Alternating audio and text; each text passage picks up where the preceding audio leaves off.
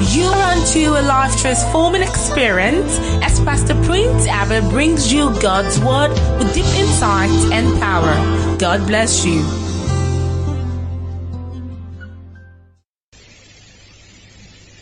You only weaken your strength. In the days of adversity, rain will hit you. A leader who does not know how to empower people to get to his level is only digging his grave with his own hand. The day the rain of adversity will fall, God help you. God truly help you. So you see, King Uta sees, okay, when Arthur became king, for instance, there were people who were nobodies. See Gwen, for instance. See Gwen's brother. What's that his name again? The one who joined the knight. Okay, see Lancelot. And a few others who were nobodies to be reckoned with under the reign of Uta. When King Arthur became king, some of these guys had potentials, became knights, and they did exploit for that kingdom. Somebody spent time. Okay, look at the kind of risk Arthur was taking for his leaders. Sometimes they want to, he said, no, this is my cause. I took an oath to protect Camelot. He goes out and he wants to stake his life. One time when they broke the veil between the dead and the living, and one, what do they call that stuff? One masquerade like that came out and was killing people. The guy went all the way out. Arthur prepared himself. This is king in the making. Went to that whatever where that toward the boundary between the veil, the living and the dead, and offered his life. It was in the bid to offer his life that Merlin hit him down. While Merlin was going to offer his own life, while they were still struggling, Lancelot had gone and passed between the veil. Why did he do it? He saw a leader that could give his all for him. So when people under you don't feel you need them, don't feel you value them, they don't feel you have their interest at heart. That's what some of you are doing. You see, I can go out all the way to carry everybody along. I've trained myself in this thing by understanding how God feels for people, how he feels, for people. I go all the way, even at the expense of my comfort, to see people become better. How much are you doing for people? What is your program for people? Okay, now we're in a meeting, for instance. I can tell vividly 1 or 2, 3 people who are not here or so, and I can tell who their leaders are. Do you know when I come to church? Okay, aside the fact that I came to meet with God, I also came to meet with people. So you see, I'm not just focused on God alone, I focus on him. But at the same time, wow, where are the others? Who is supposed to be here? Who is not here? Who is not here? That's what a leader with interest for people do. Why is this brother not around? Why is that sister not around? Is he in my department? Wow. It will be selfish of you to sit down comfortably. Some of you do some strange things. You just come, you just sit down. What I would normally do as a leader of that department, if I'm a leader of a department, is to come, I pick my phone, I start calling. Do you know everything I own is not for me again? I use my resources for people. I use my time for people. My phone for people. Everything at my disposal for people. I recharge my phone. Call this way. Why is he not in church? Now, you are a leader, you don't understand that. The journey is too far. You can't pick your phone. You can't. Even before service comes, you can't pick up 1 or 2, 3 persons. Say, hey, there's something we are doing. You need to hear this. Okay, now, a leader who cannot go to the bookstand and buy a book for somebody, he has a problem. Oh. He can't buy a CD. He can't share some of these messages he's hearing in church with a few people out there. You have a problem. You can't visit people. You can't pray for people. You can't spend time praying for people. You have a problem. You are sick. And let me tell you, you're going to keep rotating if you're not careful. In one circle. You keep rotating in one circle. Your finances, you have declared this year a year of overflowing grace. Not so many persons will enjoy it. The people who enjoy this thing called grace are people who are doing God's business, kingdom work. They see God's interest first. Then all other things are provided. What do you call grace? You see, your riches is God's riches. What do you call grace?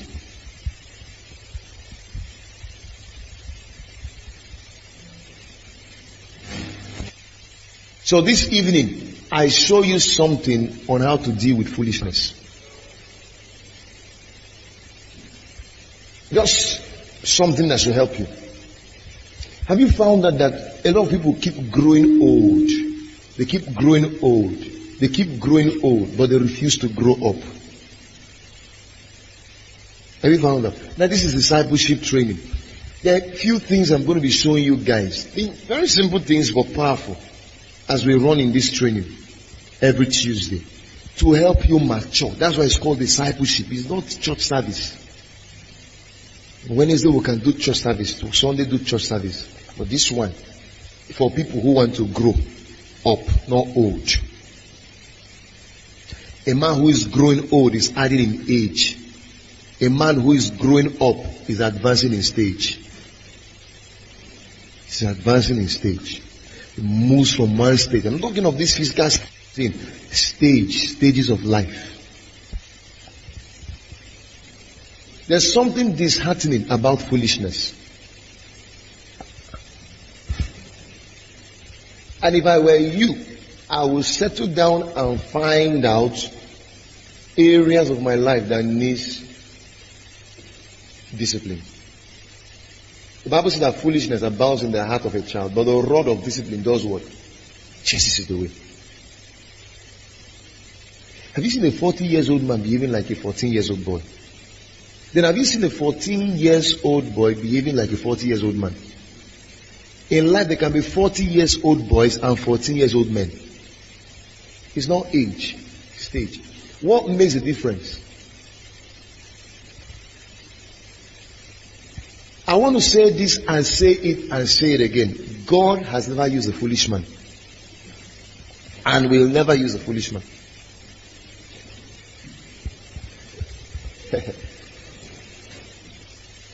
He has never used a foolish man and will never use a foolish man.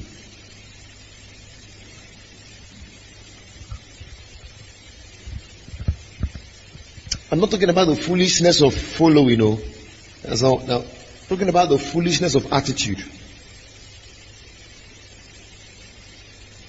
Someone said attitude is everything. Attitude is 100% life.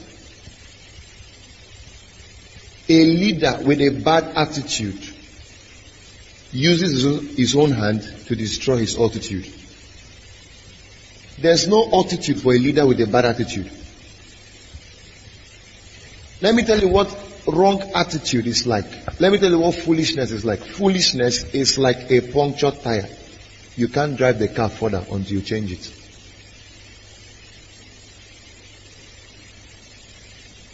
Childishness. Okay.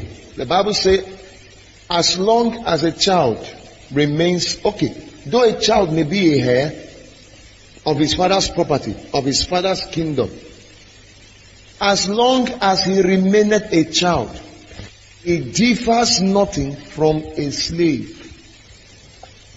He is rather kept under tutelage until the time appointed.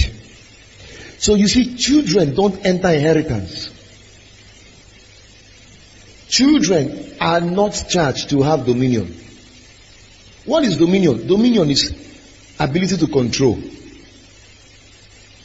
Dominion, rulership, kingship, dominion, inheritance. Children don't have inheritance. Can be sharing daddy's properties now. You can also share to junior, no problem. You can share to him, but you keep it until a time appointed. That time is called the time of sonship.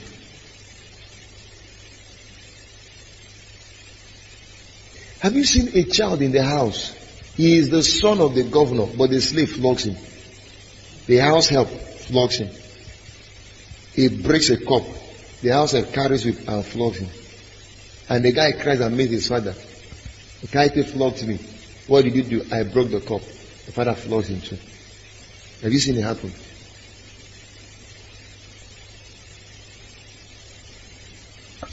Do you know that's how we have a lot of people in church? Physically looking mature, but intellectually speaking, maturity speaking, skills speaking, knowledge speaking, responsibility speaking. They are juniors. You need to put them pampers. Put them napkins and give them, what do you call these things children used to learn how to walk? Put them. Then buy feeding bottles and give them. I think we should do that in church. Just buy feeding bottles. Why the message is going on? Anyone who doesn't have a feeding bottle can put his hand in his mouth and be sucking. There are a lot of them. You can't see it with your physical eyes, but I see it. Can count the number of people who are children. I need to buy them feeding bottles.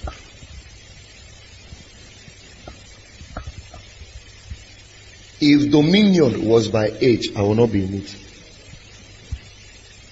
I will not be in it. If dominion was by age, Joshua would not lead the children of Israel, because Joshua was a young guy. Yet the baton for leadership was transferred to him. Why? Because that was the one with the most right attitude. While his seniors were busy complaining, the land cannot be taken. We saw giants. Joshua and Caleb only said we are well able. Can you see that mentality? What do you call that?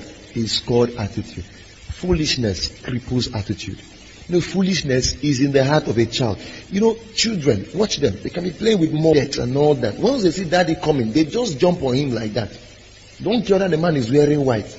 Just jump, You can just finish dressing your room now. The guy just comes and stands on your couch.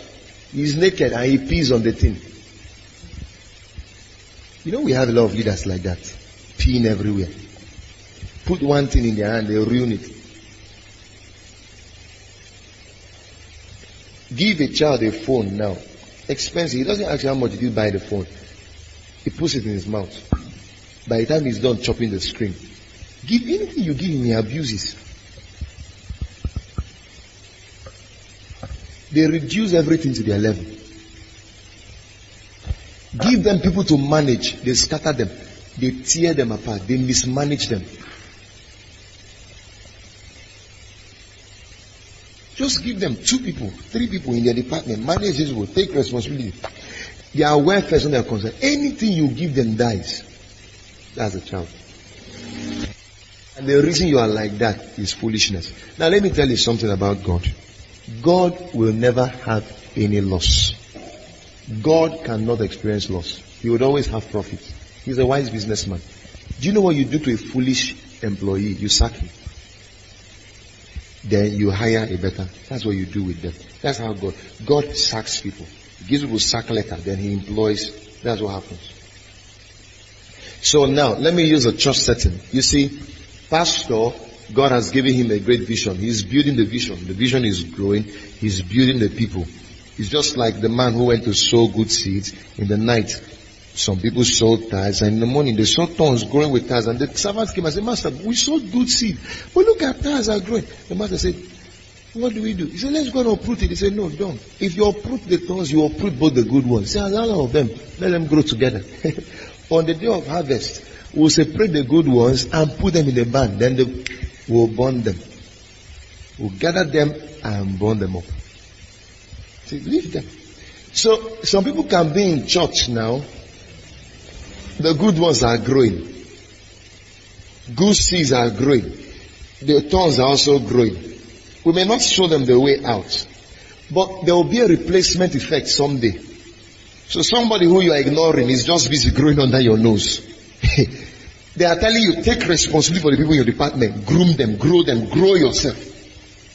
On Sunday I told you, the fastest way to take responsibility for yourself, or the fastest way to solve your personal problems, is to solve other people's problems. Grow people, help people, solve their problems, make them better. Okay, at the early part of my message, I told you about some of the signs of spiritual sickness. Cure those sickness. If you have that problem, diagnose it and take drugs. Get prescription for solving those problems. Get healed. It is your prayer life that is sampled. Go and revive it. If it's your word life, go and revive it. If it's your worship life, put it on fire. Get serious. Because what you don't know is that there are people growing side by side. The door is wide open. More are coming in and they'll be growing side by side. You see, the 11th laborers who were hired at the 11th hour came in and also had dominion. They received the same pay. The door is open. People are coming. So stay there and say we are in the same boat. No, we are not. We are not. Yes, we may be in the same boat. Okay, we may be in the same boat. Yes. But certainly, when we arrive, some of us, we are arriving at different, just like entering plane now and arriving at the airport. People go their different ways. Some may be going to the hut, some may be going to the duplex, some may be going to the boys' quarters. So we are in the same plane, in the same boat. It's not pristine hills. Yeah, let's keep it doing. Don't take out time to help yourself and help people entrusted. You don't know how to manage souls. You don't know how to. You see something about success. Success, greatness, actually is personal. It's because it's a responsibility you must take for yourself. It's not a responsibility any man will take for you. My job is to help you with a job. So you've made a choice to become great. What is my job? Help you, coach you, mentor you, guide you. If you follow through with the things I'm teaching you, I'm showing you, you will arrive at that destination. You choose to ignore it. Okay, no problems.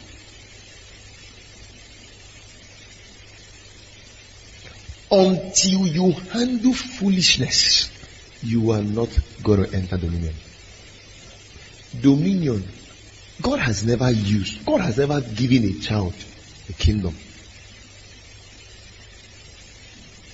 It wasn't the child who killed Goliath, it was a man. Saul was the king of Israel. In actual sense, Saul was a boy. God sacked him. Did you hear the language he used? I have rejected Saul. What do you call it? Rejection letter. Don't you ask for rejection letter if you don't like a course? I think they give departments, faculties give God gave Saul a rejection letter. He bypassed the 7 brothers of the 7 sons of Jesse and went and anointed the last one. He kept saying, I've rejected this one, I've rejected this one. It means they were employed. Yes, they were in the army of Saul. He rejected. He picked somebody who was growing himself somewhere. He picked somebody who was building himself somewhere. Pick somebody who had a heart for him. In the eyes of people, in our natural world, if you're in the time of David, you will describe David as a failure. The only thing he knows how to do is to pray in tongues, read Bible, sing songs of worship, take care of sheep. You describe a fool. Give him time. Those softwares he had put in himself, just give him time. When he stands out, when he comes out, they carry office and give a guy his king. He reduced the whole kingdom to his level. Goliath appears, he runs away. All the men who were army under him, weak people, feeble, couldn't fight one army of the Philistines. It was one David who came up. Small boy. Can you see? The day he was talking to Saul, Saul didn't understand what he was saying. Because, with the level of my growth in the spirit, my level of growth in maturity, my level of growth in things of leadership, when a person talks to me, doesn't matter how old or young you are, I can decipher what is in you. Can be old talking to me, this man is a boy. Then a small girl can be talking to me, a small boy can be talking to me, small in stature. I find something in him. I start investing. I don't see people like trees. Boy, shepherd boy, what is it? His brothers didn't even see the gold in him. They didn't see it. So they despised him. That was the same guy that remedied the mess of 1,000 generations on Israel.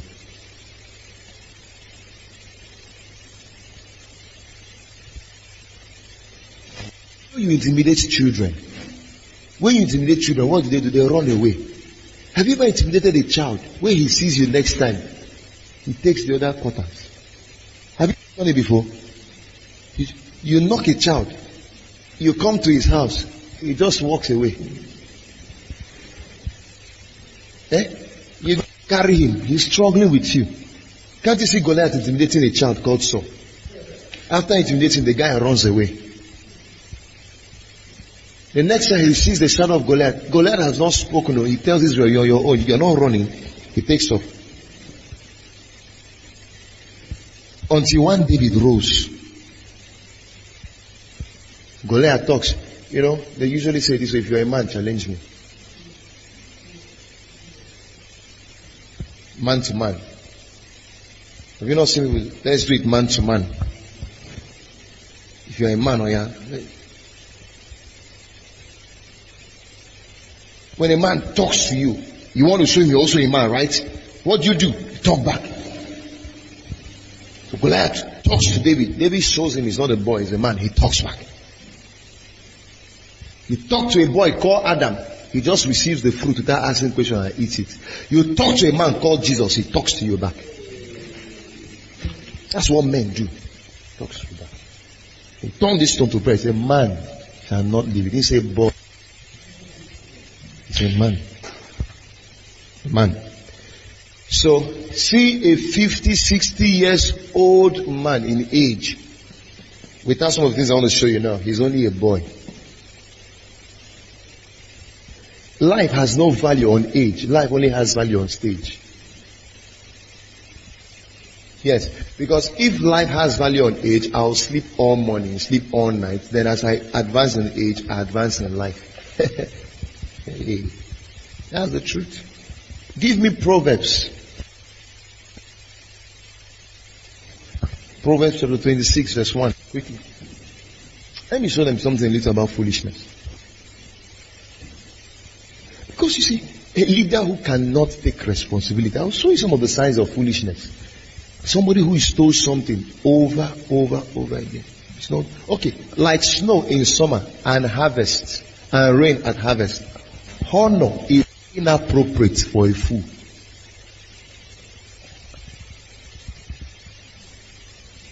Did I say it a few minutes back? A fool has never entered dominion. Give a fool money, he will end up with pigs. You know, somebody said that the prodigal son asked his father for money. He said, but that was a wrong request. The first request should have been to ask him for making. Because if the prodigal son was made and released into dominion, he wouldn't come back begging. He wouldn't have dined with swines. So look at it here. Honor is inappropriate for fools. I'll show you some of those things that makes a person a fool. You are a leader, sitting in the position of leadership. You are a worker in church. You are a believer. You head a department.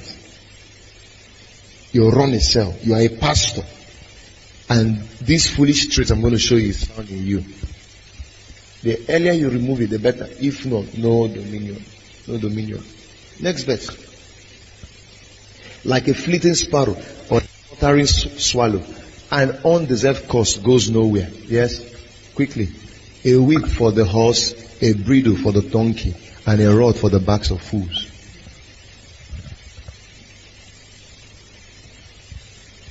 Continue.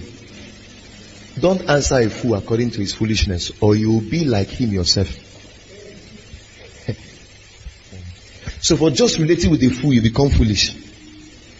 There are questions a foolish person asks you should not answer, because for answering you become foolish.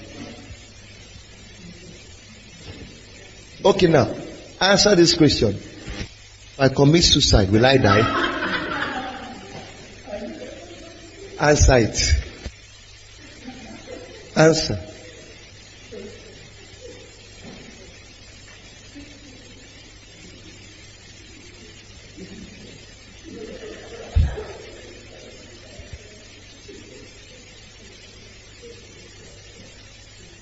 Answer it.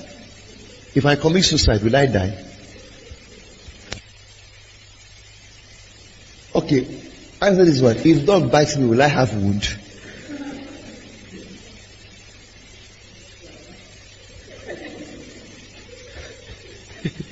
Answer. There are foolish questions you don't answer. They just ask you the question. Pretend you didn't hear it. Divert the thing. Start another conversation. Excuse yourself. Do you know this is what we call wise questions? Intelligent questions. Jesus asked us in the temple, and professors were marveled not at his contributions, at his questions.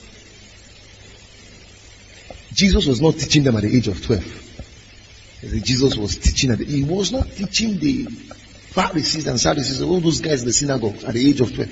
He was only asking questions. And the Bible said these men were marveled at the intelligent questions proceeding from the mouth of a 12-year-old boy. Don't answer a fool according to his foolishness, or you will be like him yourself. Continue. Answer a fool according to his foolishness, or he will become wise in his own eyes. Look at it though. Answer a fool according to his foolishness, or he will become wise in his own eyes. So I asked you, if you commit suicide, will you? And maybe that's the question you asked, and I say, yes, you will die. If I commit suicide, will I die?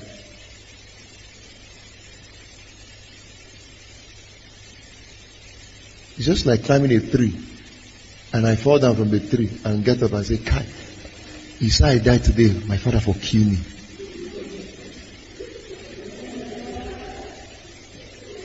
And I go back home and tell my brother, say, guy, I fell from the tree. If I had died, say daddy would have killed me. And he answers and say, yes.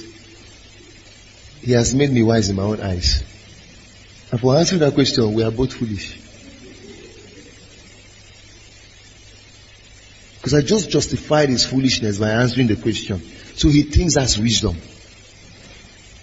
Continue. He said, the one who sends a message by a fool's hand cuts off his own feet and drinks violence. Continue. Let's read it quickly. A proverb in the mouth of a fool is like lame legs that hang limp. Giving honor to a fool is like binding a stone in a sling. There's no value for being foolish. No value. I'm taking this series with you because you cannot lead with foolishness. Do you know the first thing Solomon asked for was, God, drive away foolishness from me? What's the opposite? The opposite of foolishness? Wisdom. So he said, Lord, give me wisdom that I may be able to rule and lead these people. Not money, not car, not house. Wisdom. So the opposite of it, he was praying, Lord, please take away anything that looks foolish in me. Can't you see? Okay, I was telling somebody, can you imagine the level of wisdom Solomon had? That if he had 1,000 wives, he could still rule over a kingdom and not go to war. What some of you see is just the 1,000 wives he has. So you see ungodly Solomon. You see womanizer Solomon. 300 wives, 700 girlfriends. I was so blessed. Must have been something else. 1,000 women. And he has children from different women. Maybe 3 each. Multiply 3 children by 1,000. What's the figure? 3,000 children. That's enough to make a nation. So Solomon is walking early in the morning. I see him walk going around somewhere in the garden. And somebody just sees him. Good morning, sir. He said, yes. Good morning. How are you? He said, I'm fine, sir. How's the night, sir? Yes, fine. Are you? Fine, sir. Fine, sir. He said, okay. Your face looks familiar. So I said, who are you? What's your name? He said, my name is Timothy Solomon. Yes, Timothy Solomon. Okay. Who is your father? Is your father in this kingdom? He said, yes. He said, okay, who is your father?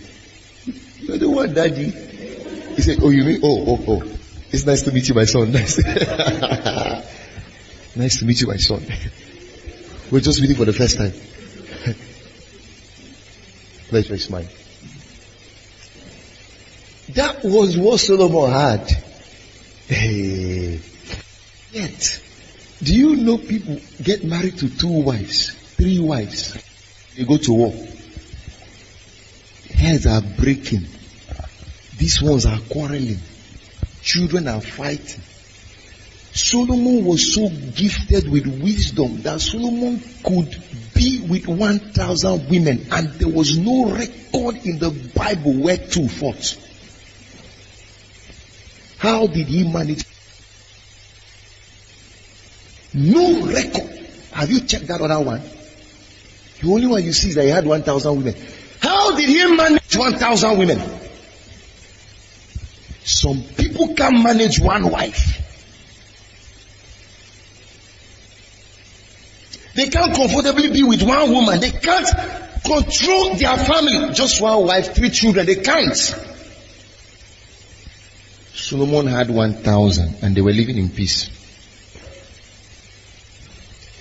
No war in his house. No war in the kingdom. Imagine Solomon didn't treat 1 woman properly. The woman is enough to, take that nation to war. Could do something. This kingdom will fight. Solomon ruled for how many years? 40 solid years. There was no record of 1 war. For 40 solid years. For the continuation of this message, please play the next track.